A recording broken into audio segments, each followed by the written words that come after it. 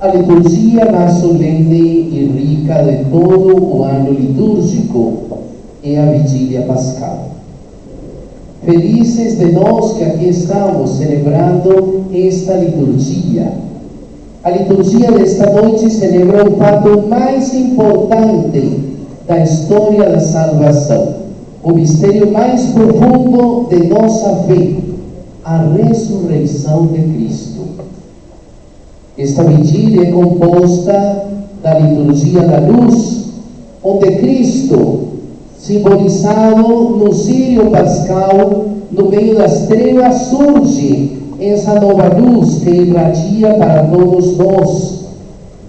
Diante desse círio, proclamamos alegres o hino pascal, pela vitória de Cristo sobre as trevas da morte e do pecado. As velas nos lembram que, unidos a Cristo, também nós venceremos. Jesus se apresenta como luz do mundo e nos garante: quem me segue não andará nas trevas. Também a liturgia da palavra apresenta-nos uma série de leituras bíblicas que nos narram etapas importantes da história da salvação, para depois se concentrar no mistério de Cristo. Deus cria o mundo e o homem. Apesar da resposta negativa do homem, Deus promete um Salvador. Deus, após ter escolhido Abraão como pai de um grande povo, escolhe Moisés para concretizar esse povo de sua missão, iniciar uma caminhada de libertação.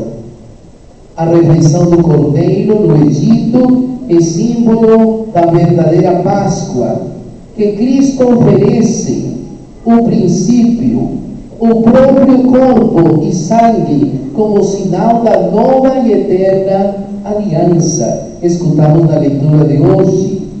Era o início da Páscoa de Cristo, o novo Cordeiro de Deus que tira o pecado do mundo, atravessando milagrosamente as águas do Mar Vermelho, tornou-se um povo livre a caminho da terra prometida. Os profetas acentuam a eterna misericórdia de Deus, que renova sempre a aliança e impelem a viver na fidelidade. Derramarei sobre vós águas puras, dar-vos-ei um coração novo.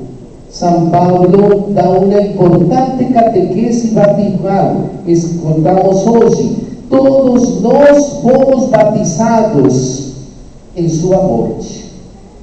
A liturgia batismal, a água é símbolo de vida nova que se recebe no batismo, que na igreja primitiva se realiza nesta noite e que se renova, gerando nova vida, nos tornando filhos de Deus, membros da igreja, imagem e semelhança, membros do povo de Deus que também está a caminho da terra prometida. Por isso, o batismo é a Páscoa do cristão. Também a liturgia eucarística, como memorial da paixão, morte e ressurreição de Cristo, pois cada domingo deve ser uma celebração da Páscoa.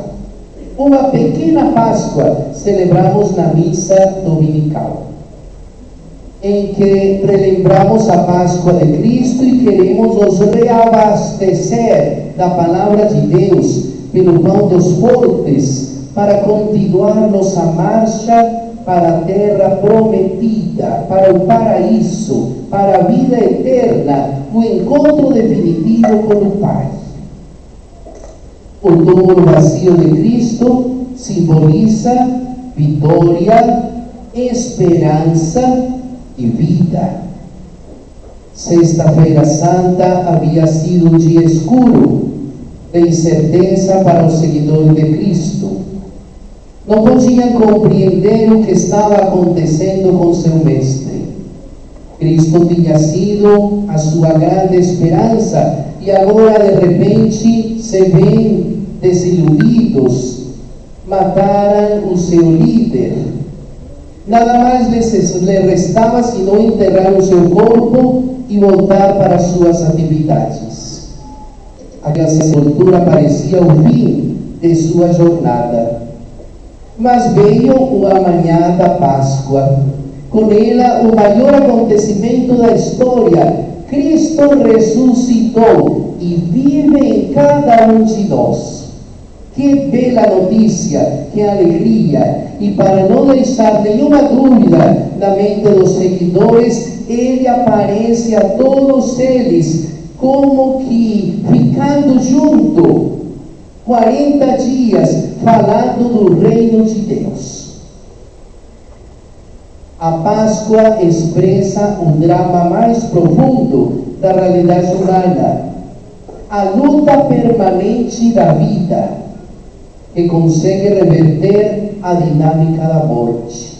Por isso que nós precisamos lutar a todo custo pela vida, defender a vida desde a concepção. Não podemos ter católicos que praticam aborto.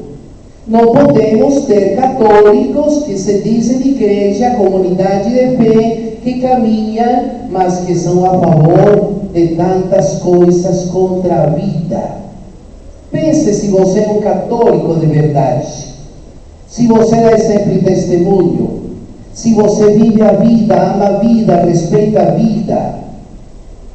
A Páscoa é sempre um apelo novo de Deus, que nos convida a morrermos com Cristo, a nos separarmos do homem velho, do pecado, a fim de nos revestirmos do homem novo e ressurgir para uma vida da graça e da santidade.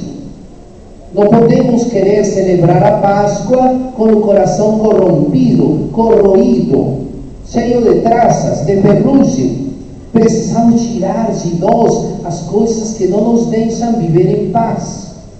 Dali a importância da graça sacramental ou santificante. A ressurreição só estava no plano sobrenatural e não ocorre aos homens, somente ao enviado do Pai. Maria Madalena vai com as outras mulheres ao sepulcro, quando se dá conta de que está removida a pedra e de que o sepulcro está vazio, sem pensar na profecia da ressurreição, cheia de angústia, deixa suas companheiras e corre apressada a anunciar o acontecimento aos discípulos. Uma mulher foi contar às outras o que tinha acontecido. A exemplo de Maria, nós temos de anunciar a ressurreição de Cristo, com a nossa vida, com o nosso testemunho, com o nosso exemplo. A exemplo de Maria, precisamos evangelizar.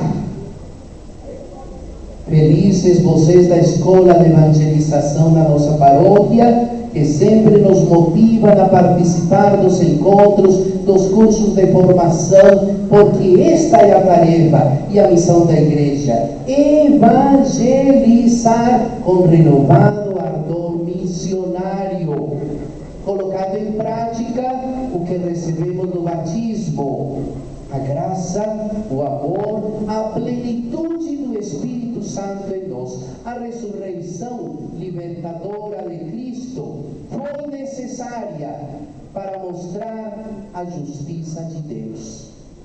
A ressurreição libertadora de Cristo foi necessária para confirmar a nossa fé, sem a qual não pode subsistir a justiça do homem. A ressurreição libertadora de Cristo foi necessária para alimentar e sustentar a nossa esperança. A ressurreição libertadora de Cristo foi necessária para cumprir o mistério da nossa redenção, porque Cristo morrendo nos libertou do pecado. São João Paulo II escreveu uma profunda reflexão sobre a misericórdia do Pai na sua encíclica Vivens em Misericórdia. Jesus é a encarnação da misericórdia. Jesus veio ao mundo para nos revelar o amor misericordioso do Pai. Poderíamos dizer que Jesus tem a predileção pelos pecadores, porque os chama a ressurgirem das trevas, a saírem da ignorância, a buscar a plenitude da graça e do seu amor. Maria Madalena, após experimentar o perdão e a misericórdia do Senhor, converteu-se e nunca mais deixou de segui-lo.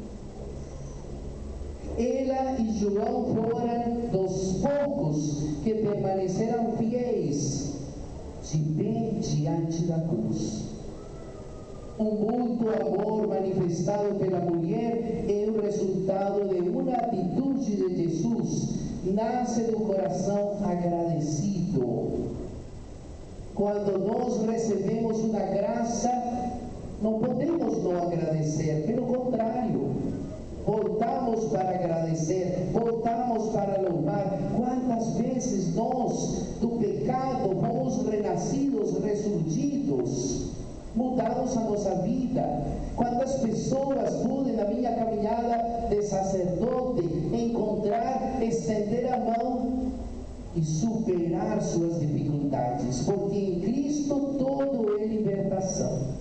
Porque com Ele nós podemos surgir, ressurgir, renovar, encontrar sentido à nossa vida. Nossa vida tem sentido quando pomos a confiança em Deus. Maria Madalena, junto com a Virgem Maria ao pé da cruz, deposita a confiança e a esperança. Depois do sábado, quando ainda era noite, ela se aproxima do sepulcro, vê a pedra afastada, enquanto chora, encontra-se com Jesus ressuscitado, que a encarrega de anunciar aos discípulos a sua volta ao Pai. Esta é a sua glória. Que assim como Maria Madalena e Maria, mãe de Jesus, se prostraram diante da cruz de seu Salvador, nós também nos prostremos aos pés para reverenciá-lo, adorá-lo e louvá-lo. Maria, como ninguém, quer que todos acolham o amor do seu Filho. Hoje, nas dores de Nossa Senhora, meditávamos, refletíamos. Tanta dor, tanto sofrimento, tanta angústia. Ela é, como rezamos na Salve Rainha, Mãe da Misericórdia. Vida, doçura, esperança nossa, salve. Maria intercede, Maria espera por nós, Maria conta conosco. A Nossa Senhora do silêncio, da solidão, hoje é Nossa Senhora da alegria, Nossa Senhora da glória, Nossa Senhora da Assunção, Nossa Senhora que nos abençoa, que nos cubre com seu manto sagrado, Nossa Senhora que caminha conosco. Recemos mais Ave Marias. Entendamos que rezar o terço é oferecer rosas a Nossa Senhora. Toda Ave Maria que você reza é uma Ave Maria, é uma rosa que você está oferecendo. Ela merece muito mais do que uma simples Ave Maria, uma simples rosa. Não merece? Muito mais do que isso. E quantas vezes passamos o dia batido sem lembrar de Maria, sem rezar a Nossa Senhora? A tristeza dá lugar à alegria, a vida venceu a morte, a escuridão foi vencida pela luz. Junto com Ele renascemos para a vida nova. A luz vence as trevas e Jesus nos faz participantes da vitória de sua morte. Como as mulheres do Evangelho fizeram, devemos anunciar e comunicar a todos que Jesus ressuscitou. Mas não é somente falando, é vivendo, é testemunhando. De que adiantaria você chegar em casa e falar: Cristo ressuscitou, se você guarda ódio no coração, se você não perdoa seu irmão, se você fala mal do outro? Cristo ressuscitou, mas você não mudou de vida. Cristo ressuscitou, mas você não fez a sua parte. Cristo ressuscitou e a luz do mundo você leva para a sua casa, mas ainda vive nas trevas, no pecado, na maledicência, nos vícios. Cristo ressuscitou, está no meio de nós, mas nós continuamos fechados. Pensemos. Se Cristo ressuscitou e está vivo, e no meio de nós celebra a vida, também nós precisamos mudar a nossa vida. Temos muito a fazer, temos muito a meditar. Precisamos pensar se realmente estamos vivendo a ressurreição de Cristo. Tire do seu coração toda angústia e confie de verdade nas palavras do ressuscitado. Faça hoje essa libertação e essa graça. E isto é que dá sentido à nossa vida. Saber que os mortos um dia vão ressuscitar. Você tem a obrigação de rezar pelos entes queridos. Você precisa rezar por aqueles que já se foram. Toda missa é a celebração nesse mistério. Mas nós precisamos rezar pelas almas do purgatório. Nós precisamos rezar porque de todas as casas já foi muita gente. Mas talvez você não lembra de rezar por eles. Nós precisamos rezar. Não teríamos condições de suportar a partida de um ente querido se não vivermos a ressurreição. E é por isso que celebrar a Páscoa é dar a vida. E é por isso que nós estamos tão alegres hoje. E é por isso que nós, ano após ano, nos reunimos na igreja todos os domingos para louvar, agradecer. Agradecer, louvar o Senhor. Não deixe de rezar pelos entes queridos, vivos e principalmente falecidos. Que esta nossa celebração nos ajude a superar as quedas, os problemas, as dificuldades, que olhemos para Cristo e agradeçamos essa luz verdadeira, que nós possamos renovar todos os dias nosso compromisso batismal, que nós recemos hoje mais de maneira especial pelos nossos padrinhos de batismo. Você lembra desses padrinhos de batismo? Se estão vivos, pede a bênção para o padrinho, bênção padrinho, bênção madrinha. O padrinho de crisma, você lembra? Você reza por eles. O padrinho do seu casamento, você lembra dos padrinhos do casamento? Pois nós temos obrigação de rezar por eles. E hoje mais, rezar por aquele padre que nos batizou. Você lembra o padre que batizou você? Você era pequeno, você não se lembra, mas sua mãe contou a história, você deve saber, lembrar um pouco como era esse padre, esse santo padre que já deve estar lá no céu. Reze por ele, peça a salvação, que nós possamos então hoje dizer realmente: Cristo ressuscitou e está vivo. Feliz Páscoa para todos.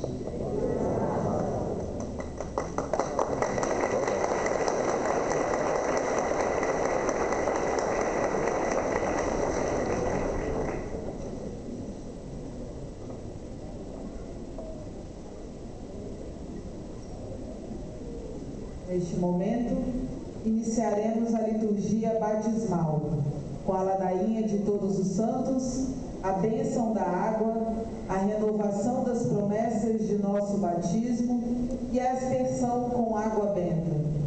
Esta liturgia nos ensina que a renovação pascal exige de nós um empenho maior no cumprimento de nossas promessas batismais.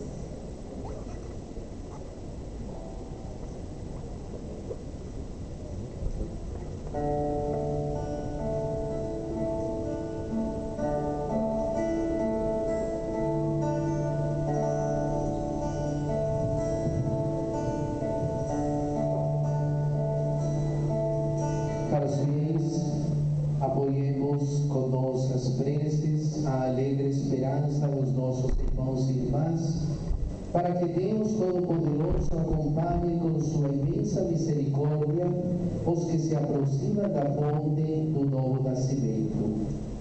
Meus irmãos e minhas irmãs, invoquemos sobre esta fonte a graça de Deus Pai Todo-Poderoso, para que em Cristo sejam reunidos os filhos adotivos, aqueles que renasceram pelo batismo.